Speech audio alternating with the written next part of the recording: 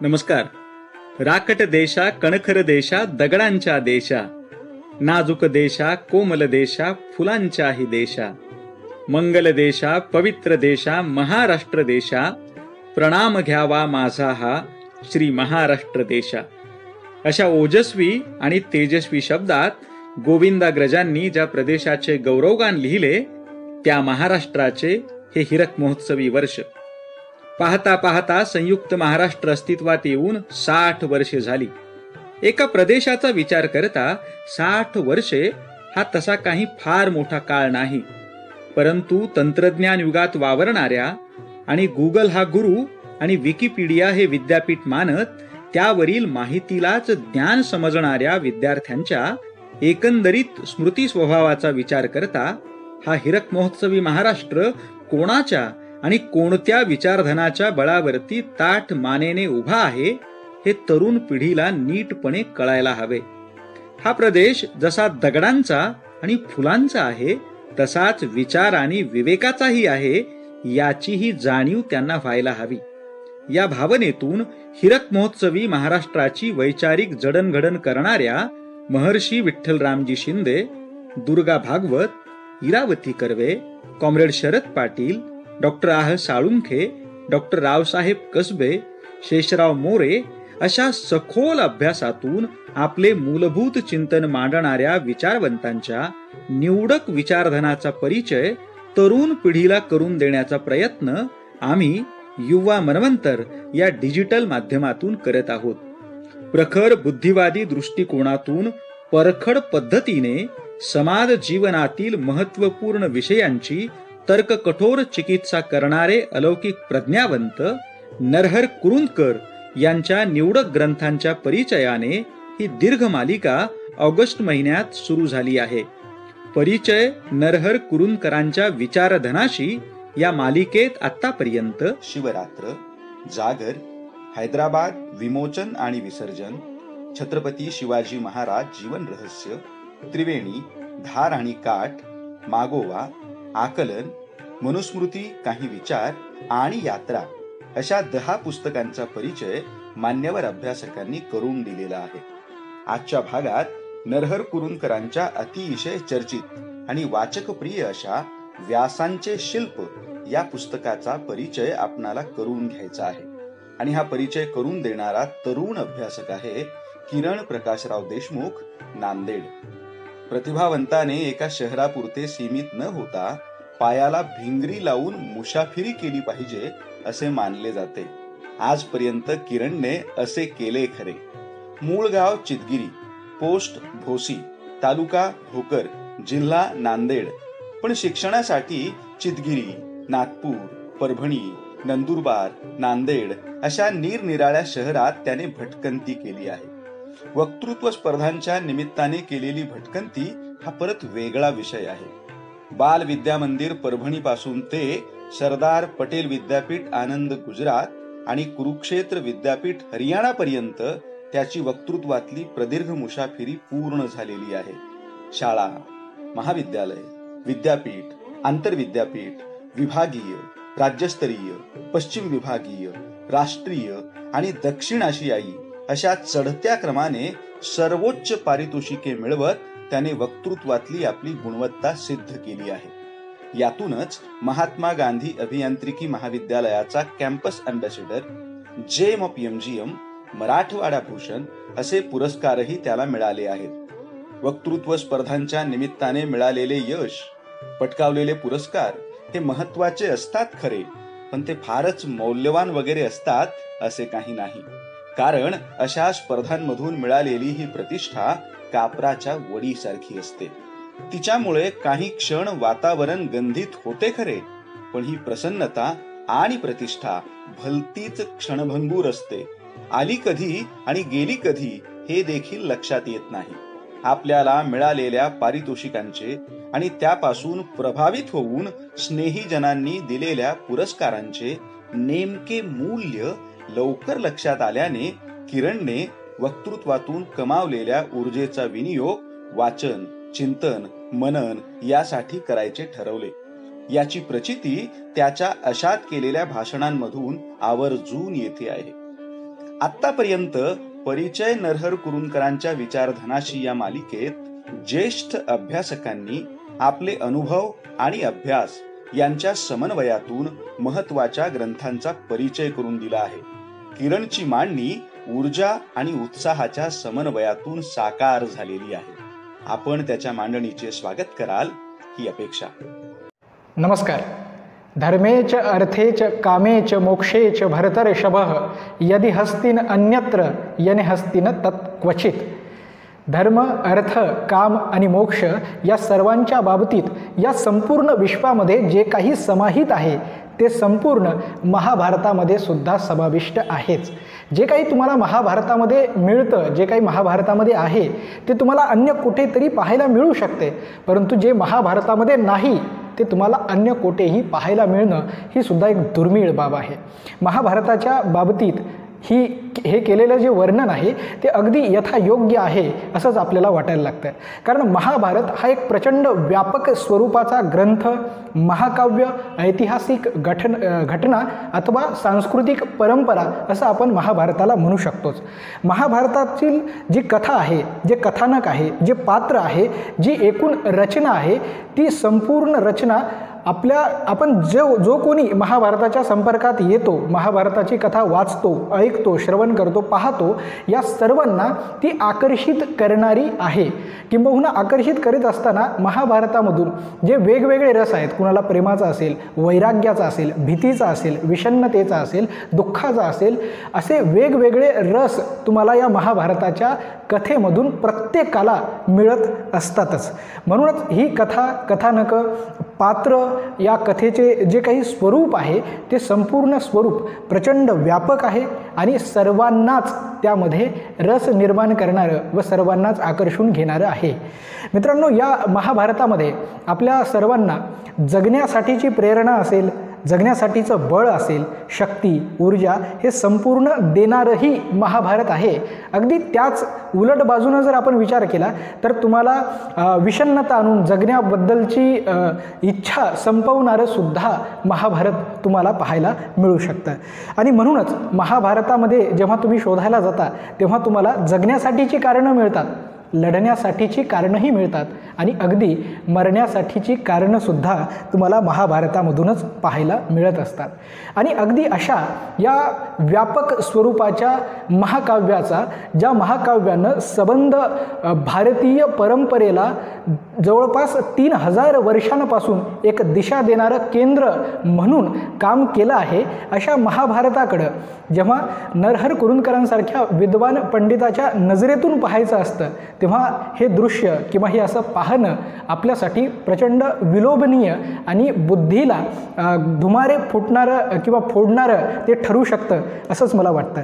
आणि म्हणूनच व्यासांचे शिल्प या नरहर कुरुंदकरांच्या पुस्तकामध्ये नेमकं काय आहे, त्यामधून आपण नेमकं काय घेऊ शकतो, त्याची वैशिष्ट्ये काय आहेत, या पुस्तकामधून आपल्याला ज्या काही पात्रांच्या आणि कथानकाच्या बाबतीत ज्या काही घटना किंवा ज्या परिस्थिती, ज्या काही आपल्याला ज्ञान मिळणार आहे, जी काही माहिती आपल्याला मिळणार आहे ती आपणा सर्वांसाठी फार महत्त्वाची ठरणार आहे. मित्रांनो, महाभारत आणि नरहर कुरुंदकर या दोघांनी माझ्या आयुष्यात कसा प्रवेश केला याबद्दलही मला थोडक्यात इथे सांगणं आवश्यक आहे असं वाटतं.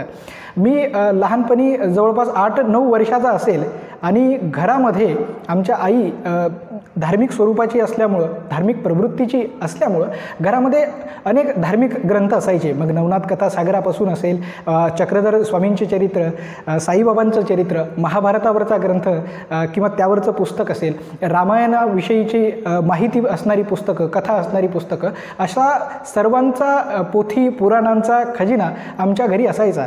आणि 8व्या-9व्या वर्षी एक आमच्या घरी असलेलं महाभारताचं पुस्तक होतं की ज्यामध्ये अगदी सोप्या भाषेमध्ये एक चित्र दिलेलं असायचं आणि त्या चित्राला आधार घेऊन महाभारताचं एक एक कथानक, एक एक पात्र, एक एक प्रसंग त्यांनी स्पष्ट करून सांगितलेला असायचा.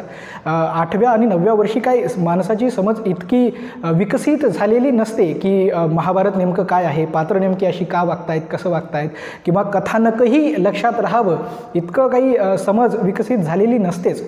परंतु त्या वयामध्ये महाभारतानं माझ्या जीवनामध्ये एक काय म्हणूया की वेड्यासारखं मी ते संपूर्ण महाभारत वाचलं आणि त्या वाचनामधून अगदी 8व्या-9व्या वर्षापासून ते अगदी आतापर्यंत माझ्या मनाच्या आणि बुद्धीच्या एका कोपऱ्यामध्ये महाभारताची पात्र, कथा, कथानकं या गोष्टी अजूनही कुठेतरी शाबूत आहेत आणि त्या कायम मला जगण्यासाठी, जगताना या सगळ्या गोष्टींसाठी प्रेरणा देत ठरतच असतात.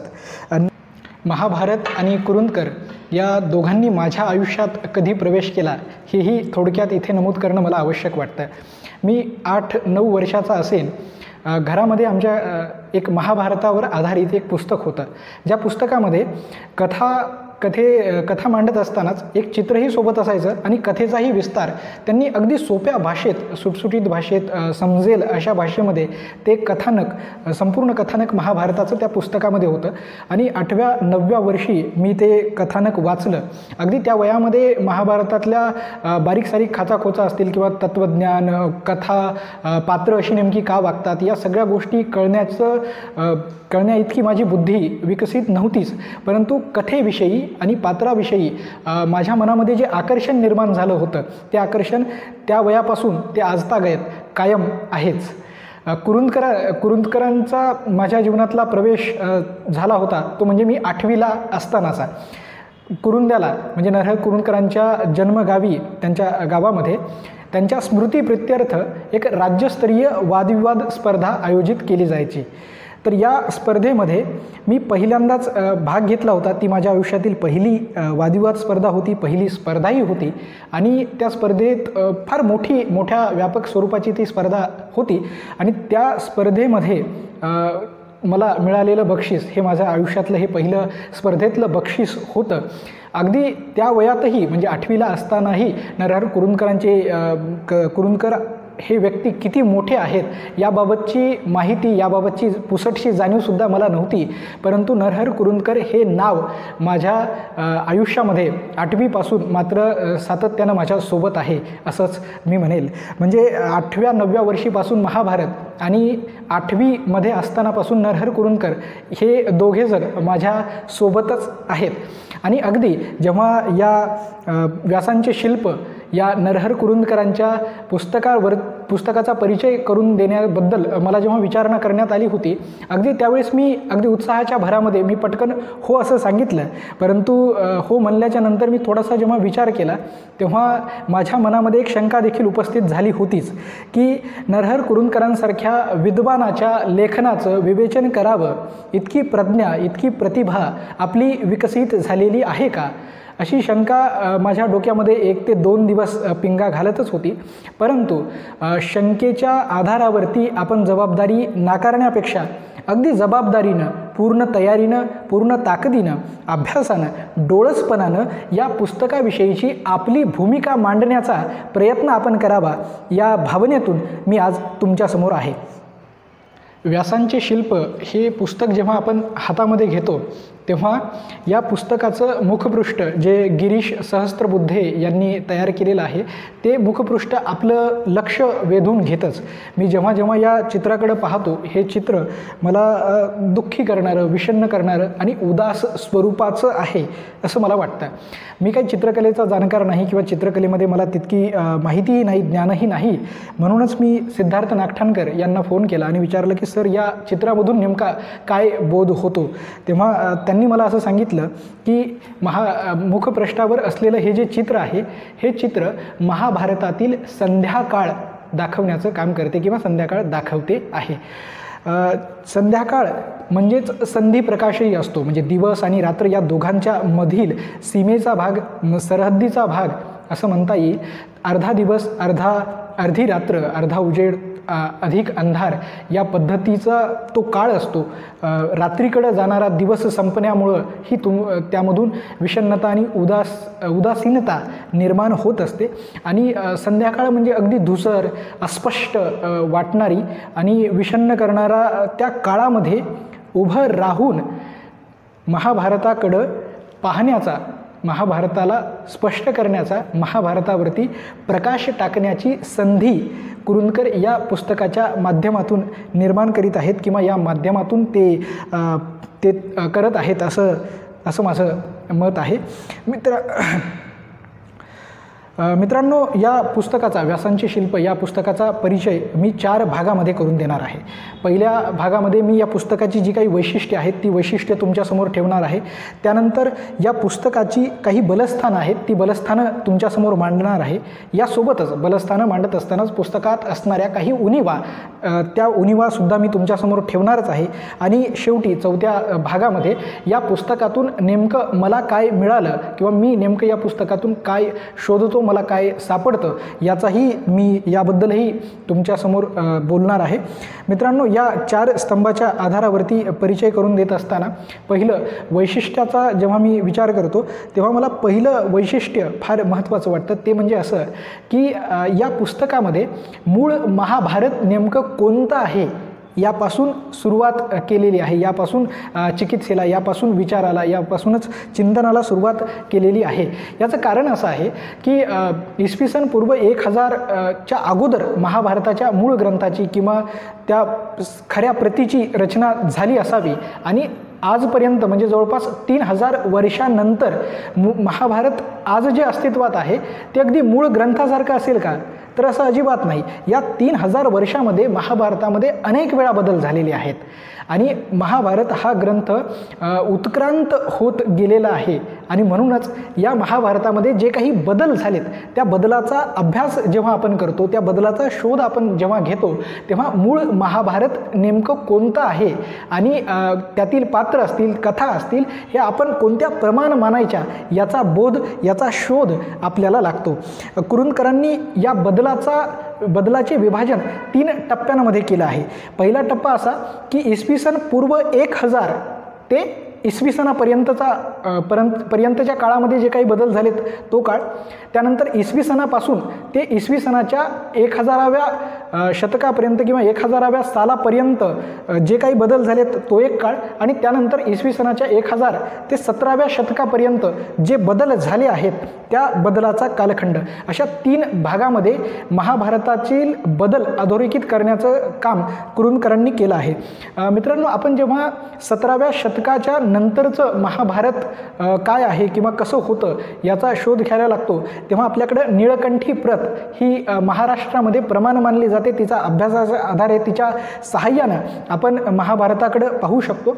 इसवी सन 1000 ते 17व्या शतकापर्यंतच्या महाभारतामध्ये जे बदल झालेत ते आपल्याला भांडारकर प्रतीच्या आधारानं आपल्याला ते बदल शोधायला मिळू शकतात, ते आपल्याला सापडू शकतात. परंतु इसवी सनाच्या 1000च्या अगोदरचा जो कालखंड आहे, त्याच्या अगोदर जी महाभारताची प्रत अस्तित्वात होती ती आपल्याला काही एखाद्या विशिष्ट प्रतीच्या आधारे सापडू शकत नाही. म्हणजे जसं भांडारकरी प्रत, निळकंठी प्रत होती, तसं एखाद्या विशिष्ट प्रतीच्याच आधारे अगोदरच्या महाभारताचा शोध आपण घेऊ शकत नाही. म्हणून इसवी सन 1000 ते इसवी सन या 1000 वर्षांच्या काळामध्ये महाभारतामध्ये जे बदल झालेत ते बदल आपल्याला छोट्या छोट्या किंवा वेगवेगळ्या अनेक संदर्भ ग्रंथांच्या आधारावरती ते अभ्यासावे लागतात. यामध्ये मग भास असेल, कालिदास या मोठ्या कवींचे काव्यग्रंथ याच्या माध्यमातूनही आपण ते बदल शोधू शकतो. दुसरं म्हणजे या काळामध्ये पुराणांची रचना झाली आहे आणि पुराणांनी महाभारताच्या कथेवरती सर्वात जास्त परिणाम केलेला आहे. म्हणून या पुराणांच्या अभ्यासातून, या काळाच्या अभ्यासातून महाभारतामध्ये जे प्रक्षेप आणि आक्षेप सहभागी झालेले आहेत त्याचा शोधही आपण घेऊ शकतो. यासोबतच गुप्त काळामध्ये ज्या स्मृती तयार झाल्या आहेत त्या स्मृतींचाही परिणाम या महाभारताच्या ग्रंथामध्ये समाविष्ट झालेला आहे. म्हणून या सर्वांच्या आधारावरती आपण त्या काळात बदललेल्या महाभारताचं स्वरूप लक्षात घेऊ शकतो.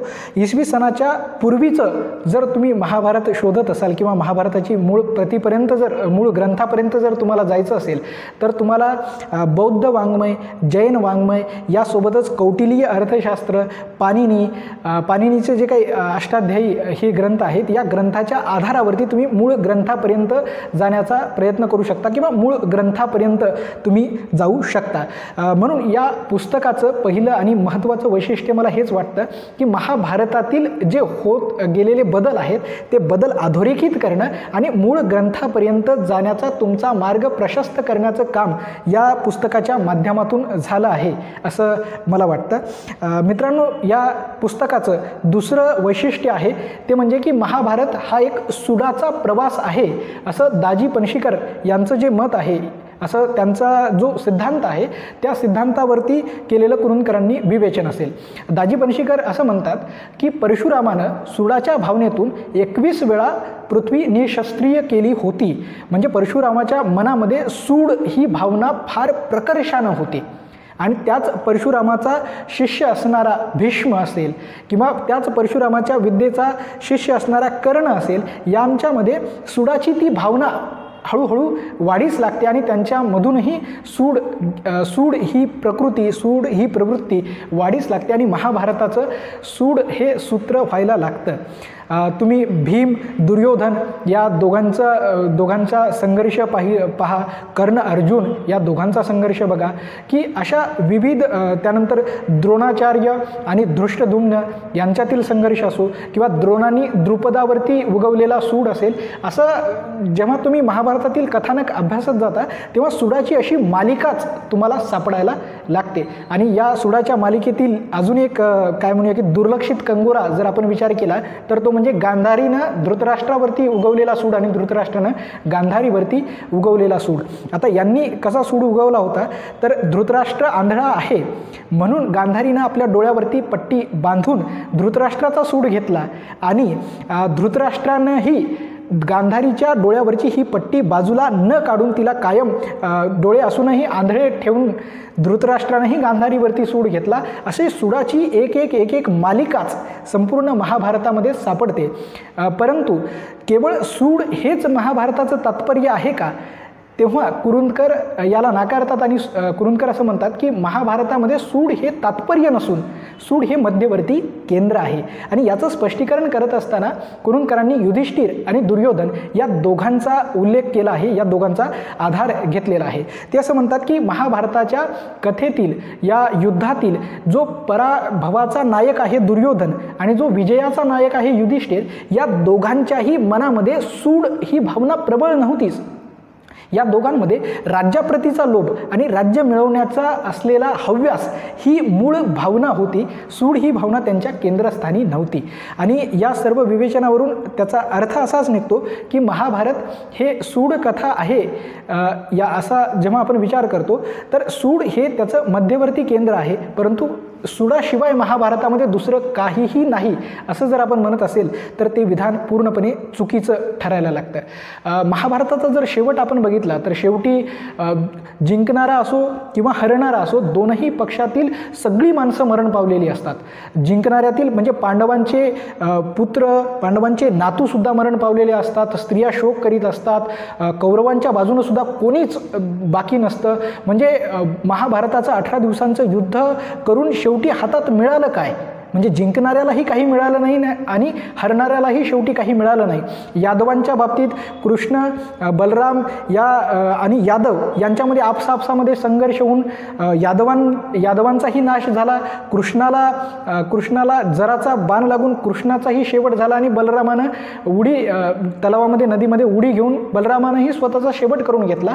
म्हणजे महाभारताच्या कथानकाच्या जेव्हा तुम्ही शेवटाकडे येता तेव्हा हा शेवट तुम्हाला प्रचंड दुःखी करणारा आहे. आणि या दुःखातूनच वैराग्य निर्माण होतं का? किंवा संपूर्ण जगण्यावरूनची तुमची इच्छा आकांक्षा संपते का? आणि वैराग्य हे महाभारताचं सूत्र आहे का? असा एक प्रश्न विचारला जातो. याचं उत्तर देत असताना कुरूंदकर असं म्हणतात की वैराग्य हे महाभारताचं सूत्र नाही. वैराग्य हे शेवटी कोणाला जर जाणवत असेल, त्याचा भाव कोणाला आढळत असेल तर तो त्याचा दृष्टिकोन असू शकतो. म्हणून कोणी महाभारताकडे सुडाच्या दृष्टिकोनातून पाहू शकेल, वैराग्याच्या दृष्टिकोनातून पाहू शकेल किंवा अन्य कोणत्याही भागातून किंवा अन्य कोणत्याही माध्यमातून महाभारताकडं पाहू शकतो. व्यासांचे शिल्प या पुस्तकामध्ये संपूर्ण महाभारताचं एक सूत्र आणि मध्यवर्ती केंद्र शोधण्याचा प्रयत्न कुरूंदकरांनी केला आहे. म्हणून ते एक या पुस्तकाचं महत्त्वाचं वैशिष्ट्य वैशिष्ट्य आहे असंच मला वाटतं. मित्रांनो, या पुस्तकातील तिसरं महत्त्वाचं वैशिष्ट्य आहे ते म्हणजे हिस्टॉरिकल इमॅजिनेशन, म्हणजे ऐतिहासिक प्रज्ञाकल्पना. हिस्टॉरिकल इमॅजिनेशनच्या माध्यमातून कुरुंदकरांनी जी काही पात्र उभी केली आहेत, ज्या पात्रांची प्रतिमा उभी केली आहे ती फार महत्त्वाची आहे.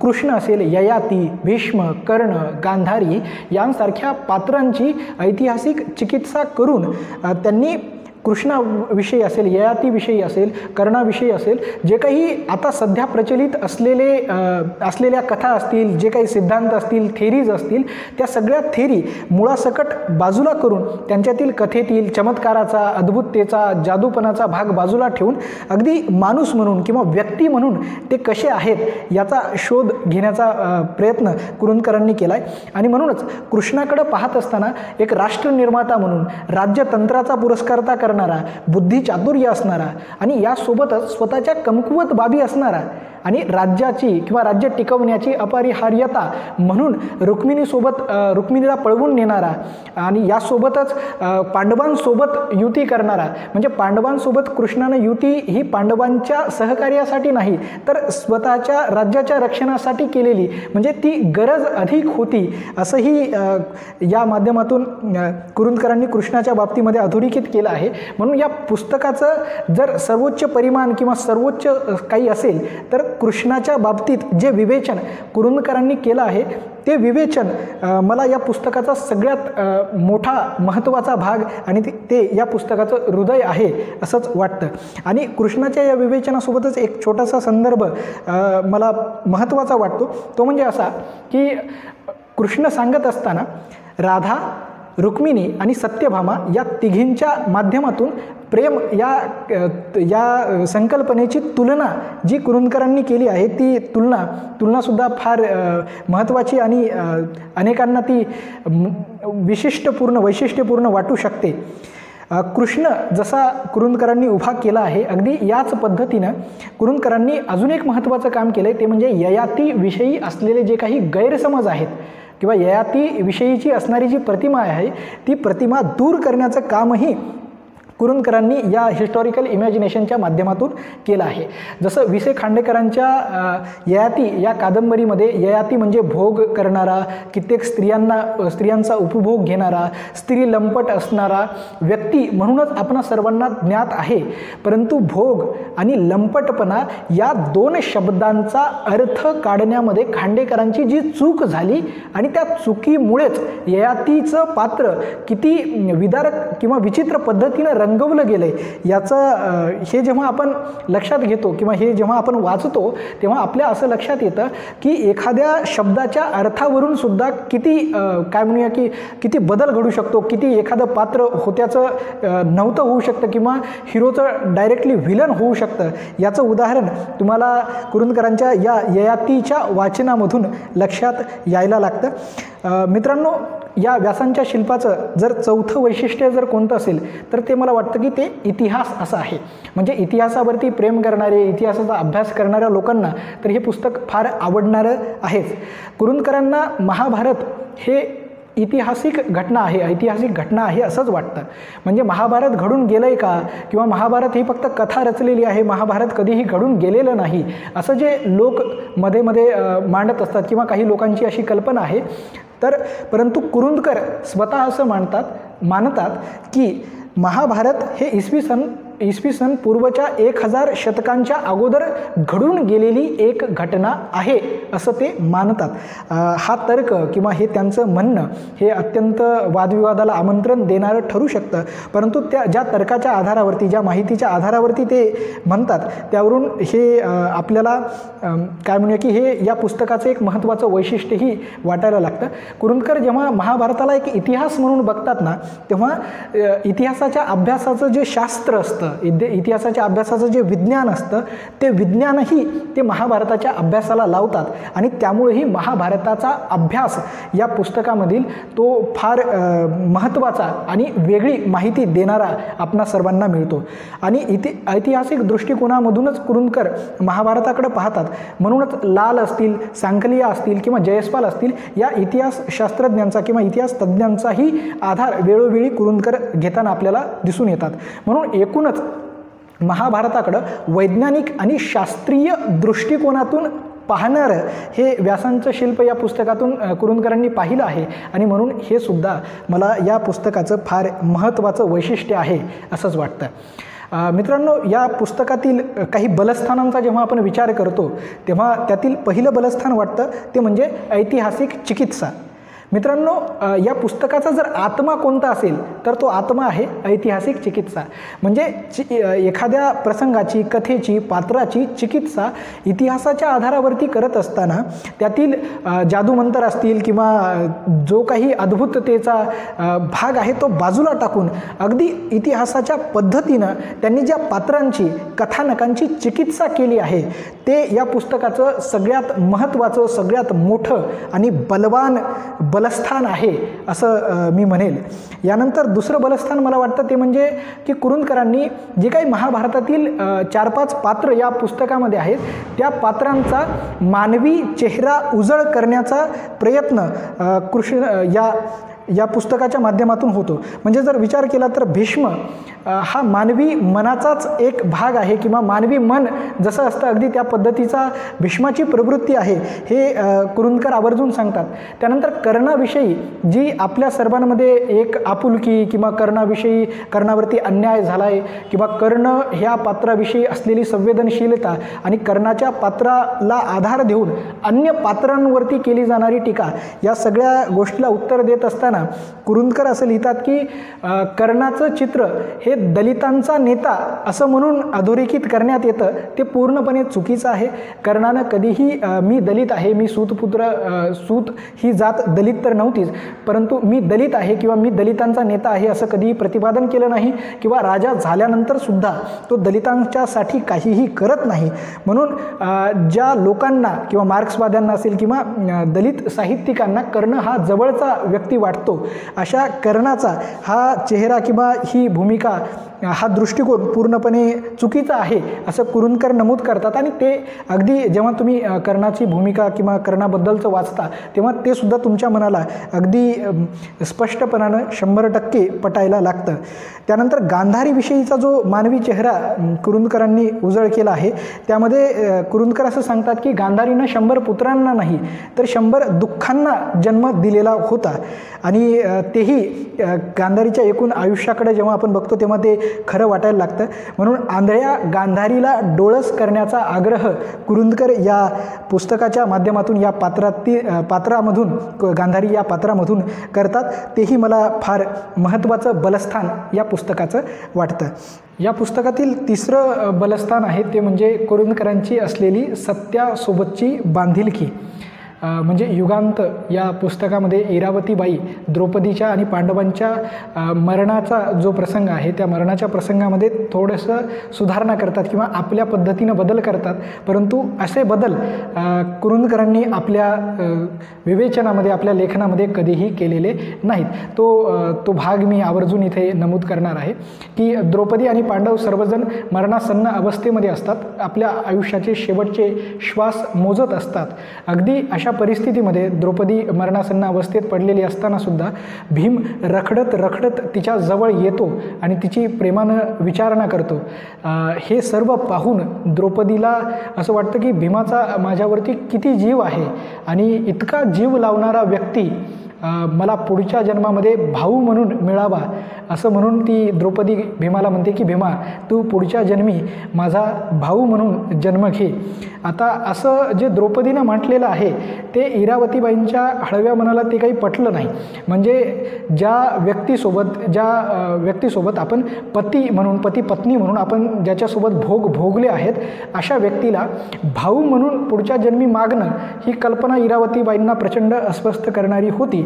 आणि म्हणून इरावतीबाईंनी द्रौपदीचे ते वाक्य थोडंसं फिरवलं आहे. म्हणजे द्रौपदी असं म्हणाली होती की भीमा तू पुढच्या जन्मी माझा भाऊ हो, तर इरावतीबाईंनी असं केलं आहे की भीमा तू पुढच्या जन्मी पांडवातील सर्वात मोठा भाऊ हो. कुरूंदकर ही गोष्ट, ही बाब आवर्जून अधोरेखित करतात आणि म्हणतात की कदाचित इरावतीबाईंना अशा विषारी दुःखांची सवय नसावी म्हणून त्यांनी असं केलं आहे. परंतु कुरूंदकरांनीही आपल्या संपूर्ण विवेचनामध्ये कधीही एखाद्या पात्रावरती अन्याय करण्याचा किंवा एखाद्या पात्राच्या बाजूने लिहिण्याचा, एखाद्या पात्राविषयी आपुलकी जाणवण्याचा किंवा एखाद्या पात्राचा द्वेष कधीही केला नाही. कुरुंदकरांची जी भावना होती, जी बांधिलकी होती, ती केवळ सत्याशी होती, खऱ्याशी होती. आणि म्हणूनच सत्य कितीही नागडे असेल, बिभत्स असेल, तुम्हाला पाहावंसं वाटणार नाही असे जरी सत्य असेल तरी ते नागडे सत्य उघडे करून दाखवणं हे कुरुंदकरांनी ते काम केलं आहे. या पुस्तकात ते जाणवतं. म्हणून मला सत्याशी असलेली कुरुंदकरांची जी बांधिलकी आहे ते सुद्धा या पुस्तकातील एक महत्त्वाचं बलस्थान वाटतं. त्यानंतर मुक्त मयुरांची भारते हे नांदापूरकरांच्या या प्रकरणामध्ये मराठी साहित्य सृष्टीतील हे जे काही मुक्तेश्वर आणि मोरोपंत हे महान कवी आहेत, त्या महान कवींनी महाभारताकडे ज्या दृष्टिकोनातून पाहिलं आहे त्या दोन्ही दृष्टिकोनांची तुलना आणि नांदापूरकरांचं त्याबद्दलचं असलेलं आकलन, हे संपूर्ण प्रकरण जेव्हा आपण अभ्यासतो तेव्हा मराठी साहित्याचा ज्याला आवड आहे, मराठी साहित्यामध्ये ज्याला रुची आहे, मराठी साहित्याच्या समीक्षेची जो आग्रह धरतो अशा व्यक्तीसाठी मुक्त मयुरांची भारते हे प्रकरण म्हणजे एका मेजवानीसारखं ठरणार आहे. मित्रांनो, व्यासांच्या शिल्पाची काही वैशिष्ट्ये आणि बलस्थानं पाहत असताना त्यातील काही उणिवांकडेही दुर्लक्ष आपण करू नये. त्यातील उणिवांवरही बोट ठेवणं मला महत्त्वाचं वाटतं. त्यातील पहिली उणीव जर मला कोणती जाणवत असेल तर ती म्हणजे कृष्णाच्या बाबतीत. मित्रांनो, जर या पुस्तकाचं हृदय, हार्ट जर कोणी आहे तर ते आहे कृष्ण. आणि कृष्णाच्या बाबतीमध्ये उल्लेख करताना कुरुंदकरांनी त्याला गणतंत्राचा नेता असं म्हटलेलं आहे. गणतंत्राचा नेता म्हणत असताना त्यांनी के.पी. जयस्वाल यांच्या इंडियन पॉलिटी या पुस्तकाचा आधार घेऊन प्राचीन भारतामध्ये गणतंत्र अस्तित्वात होती आणि ते यादवांचं जे जनपद होतं ते गणतंत्र स्वरूपाचं होतं, ते राजेशाही स्वरूपाचं नव्हतं. आणि अशा गणतंत्राचा निर्माता, गणतंत्राला टिकवणारा नेता म्हणून कृष्णाकडं कुरुंदकरांनी पाहिलेलं आहे. परंतु कुरुंदकरांनी ज्या के.पी. जयस्वालांच्या सिद्धांताचा, थेरीचा आधार घेतलाय त्या थेरीवरतीच अनेक आक्षेप आहेत. आणि त्या आक्षेप घेणाऱ्यांचं असं म्हणणं आहे की प्राचीन भारतामध्ये गणतंत्र अस्तित्वात नव्हती. जी काही लोकशाही अस्तित्वात आहे असं आपण म्हणतो ती फार मर्यादित स्वरूपाची होती, ती सामंती स्वरूपाची आहे असंही म्हणता येऊ शकतं. परंतु गणतंत्र प्राचीन भारतामध्ये अस्तित्वात होती असं कोणीही पुराव्याच्या आधारे कोणीही म्हणणार नाही. परंतु असं असताना देखील त्याच के.पी. जयस्वालांचा आधार घेऊन गणतंत्राचा नेता जेव्हा कृष्णाला म्हणतात तेव्हा ही संज्ञा थोडीशी वादग्रस्त ठरू शकते. म्हणूनच गणतंत्राचा नेता असं म्हणण्यापेक्षा मी कृष्णाला राजतंत्राचा नेता असं म्हणणं मला जास्त अधिक समर्पक वाटतं. मित्रांनो, कृष्णाच्या बाबतीतला दुसरा आक्षेप मला असा वाटतो तो म्हणजे इरावती कर्वे कृष्णाला वासुदेव कृष्ण आहे असं म्हणतात आणि कुरुंदकर म्हणतात की कृष्ण हा वासुदेव नाही तर कृष्ण हा परमेश्वर आहे. कृष्णानं कधीही मी वासुदेव आहे असा दावा केलेला नाही, परंतु कृष्ण मी परमेश्वर आहे असा दावा मात्र अनेक वेळा करतो. म्हणून वासुदेव आणि परमेश्वर या दोघांच्या बाबतीतले जे विवेचन कुरुंदकर करत असतात ते अगदी मनाला पटण्यासारखंही आहे, ते विवेचनही आपल्याला योग्य वाटतं. परंतु वासुदेव म्हणजे काय आणि परमेश्वर म्हणजे नेमका काय या दोन संकल्पनांचा बोध मात्र आपल्याला काही होत नाही. वासुदेव म्हणजेच परमेश्वर आणि परमेश्वर म्हणजेच वासुदेव असं आपण समजत असतो. परंतु मग या दोघांमध्ये भिन्नता काय आहे हे काही आपल्याला या पुस्तकातली त्या वासुदेवाच्या आणि परमेश्वराच्या त्या संकल्पनेवरून काही लक्षात येत नाही. यानंतर दुसरी उणीव या पुस्तकातील मला वाटते ती म्हणजे भीष्माच्या बाबतीत.